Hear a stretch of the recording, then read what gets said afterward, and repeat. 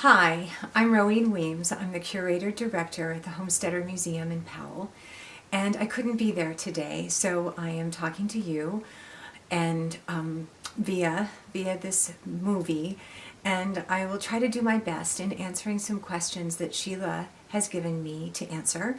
I have written them out, and I have purposely kept in a couple of repetitive things. So I did edit it, but I chose to keep those in. So if it sounds like I'm repeating myself, I am on purpose because there's a couple of points that I need to make that are really important. So I'll start by reading the first question. What was the biggest mistake you made when hosting the Moms Museum on Main Street exhibit Barn Again? We got Barn Again about 10 years ago, and if we had made a mistake then we made it again with key ingredients, because selective memory is a wonderful thing. I can't remember that we had any really glaring mistakes, but it taught us a lot, and I'm sure we made them. And I will tell you just a minute that we planned a very huge supplementary exhibit to go along with Barn Again of documenting and photographing 100 barns. I know, it was crazy. And I was afraid that I had bitten off more than we could chew because of the massive project that it was going to entail.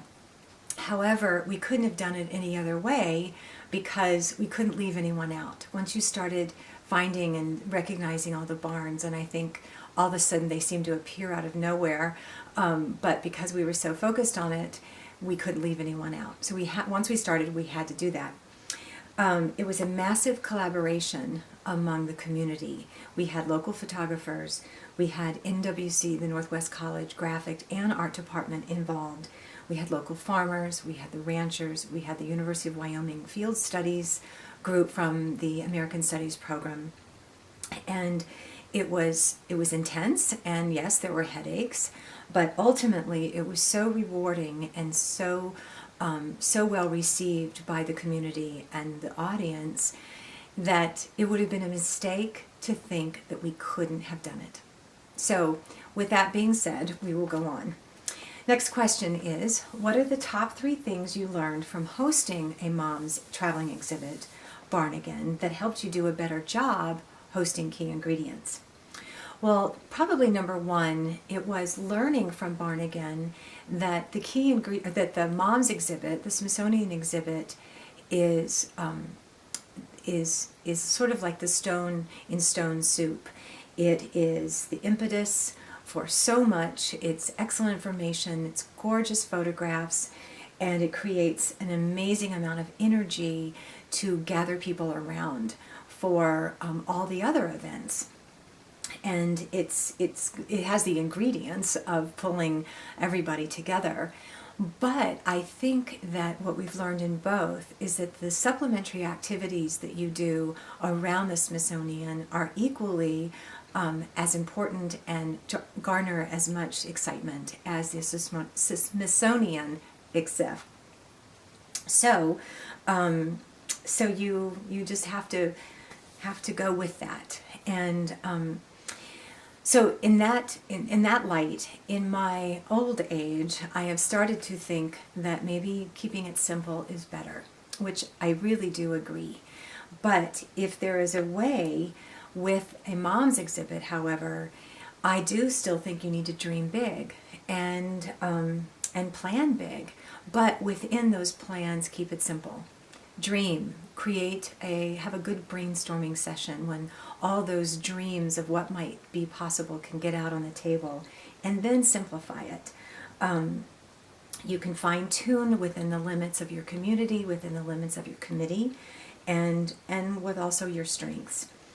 It takes a village, and it also takes one person that's willing to be on the helm, maybe 2, that can be a strong leader, kind of keep everybody on track. But most importantly, we learned that planning ahead is the most important. 4 or 5 strong, excited committee members is good, and that helps build out and spread out the support that you need. Also, we learned that you do need to think outside the box. Each community is unique, so you build on that, sort of like I already said. However, it's don't be afraid to do what another venue has done, or go online and look at other states that have gotten journey stories and see what they have done, and then what can you incorporate and how can you adapt it to your own community. Paid ads worked really well for us in the newspaper, because I think it helped balance out the wonderful press releases that we got for them. We sent them press releases, but they managed to always make it in a really good spot in the newspaper, gave them good photographs, and it really helped keep the energy going. And we got also on their website, newspapers have a website, a calendar, and we were able to put our calendar of events on there for a certain cost. And we used our grant money to put the energy into that as well.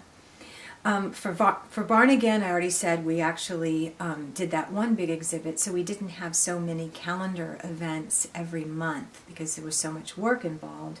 But with Key Ingredients, we did go bigger. And I had been on a centennial committee in 2009, and we did monthly events. And so I saw that it could be done.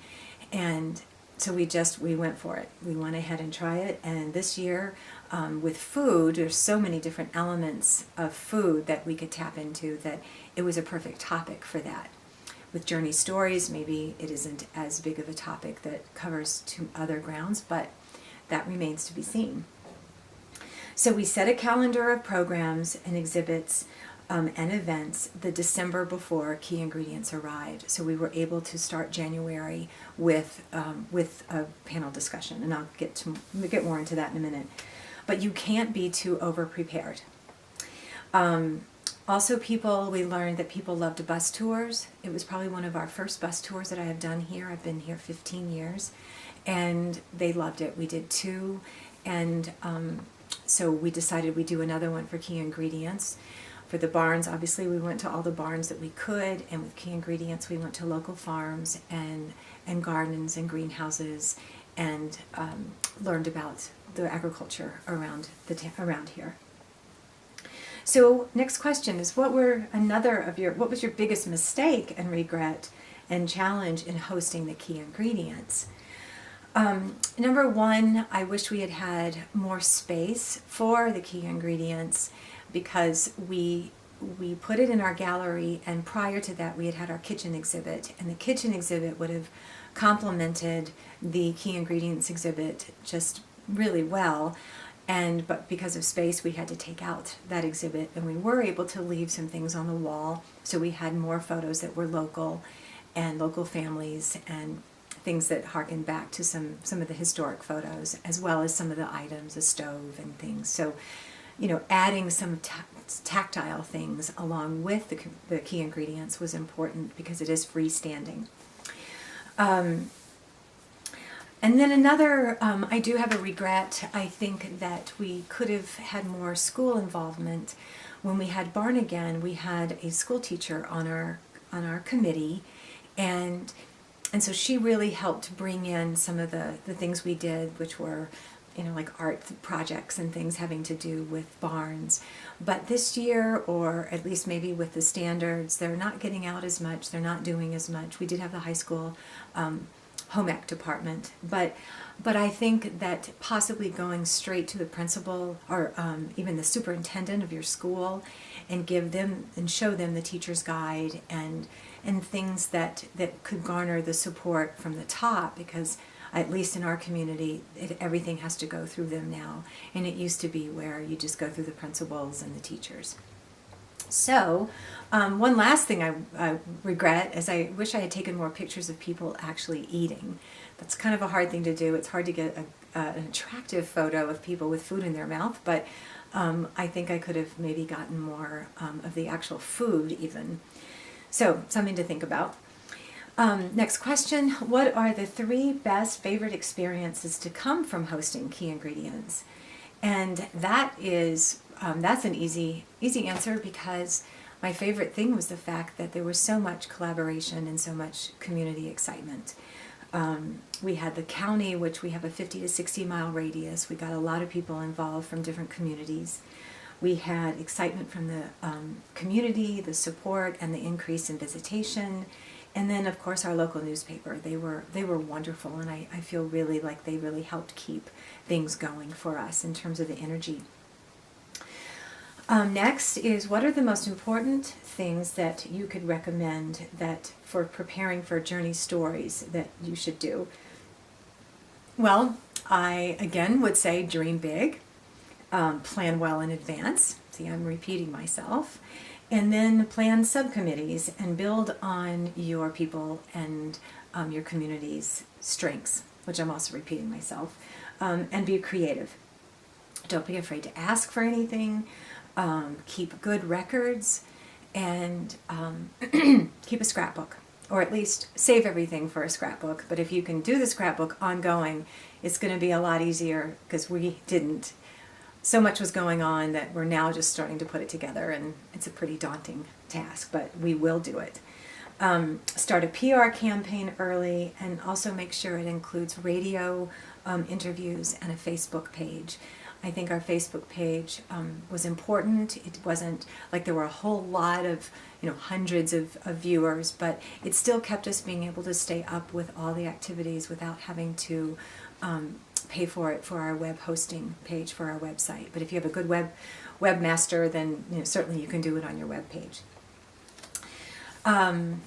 Okay, next one is, what creative or innovative programs or projects would you suggest for the venues that are hosting Journey Stories? Well, I had to think about that for a minute, and I came up with a few ideas that are just, I'll throw them out, and it's sort of, well, if I was doing this, maybe what would be some of the things that we would throw out on the table? Something that involves active participation for the viewers or the participants. People love to talk. It connects them to the exhibit. It connects themselves to the exhibit and their personal stories. For example, when we had our kitchen exhibit, we had 3 different tables that represented the 3 different kitchens, that people could sit down and they could talk to each other, they could look through books, and then we had a half a sheet made up for them to tell their stories, and then we had a big butter crock that they put the stories in, and we're going to incorporate that into our scrapbook. And people seem to love doing that. We heard some really heartwarming kind of stories. Maybe an oral history day where you have people bringing in their photos or their scrapbooks and telling stories, where you're actually filming and recording them looking at their photos and talking about them. And it's also a way to build your collection if you're a museum. Sort of like a NPR This American Life kind of thing.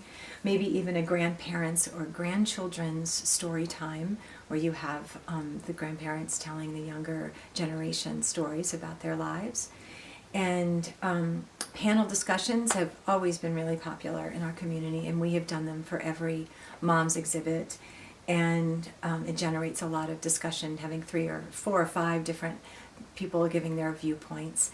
So you get feedback, and like I said, the bus tours. Those have been excellent. What else should we know about your experiencing hosting Mom's exhibit? Well, I'm getting towards the end, and I really can't say enough how rewarding these exhibits have been to myself personally, as well as the group, the staff, the committee, and the community. And both times it's been so rewarding. At first, like I said, it can seem overwhelming, but if you create a good team where everyone has their job and your unique strengths, then things do fall into place. Having the Smithsonian attached to all of this gives an amazing amount of credibility to everything that you do. So we're so grateful that we can have this kind of opportunity. And as an institution, I think that the Smithsonian would want us to dream big. They are one of the biggest, and they do such amazing things that dreaming big is something that I think that they are wanting to do, and spreading out to these smaller communities around the country, and for us not to, for us to think outside the box, like I said before. I was asked to write just a short statement, and I'm going to read that now, and that statement was about our experience in a short paragraph of hosting Key Ingredients. So I said, King Ingredients has enriched our museum and community in countless ways. The energy and the excitement surrounding a year dedicated to food, with various programs and exhibits happening every month, boosted museum support almost twofold. Visitors and participants gathered around each event, sharing memories of days in pioneer kitchens, working the land, and holiday special feasts, just to name a few. The anticipation of and collaboration around King Ingredients fed our community with valuable information and a lot of tasty fun. I would be happy to answer any questions. Sheila has my number, she has my email. If I can help in any way, I would be more than happy to do that. And I wish you a lot of luck. It's fun and you won't regret it. Thanks.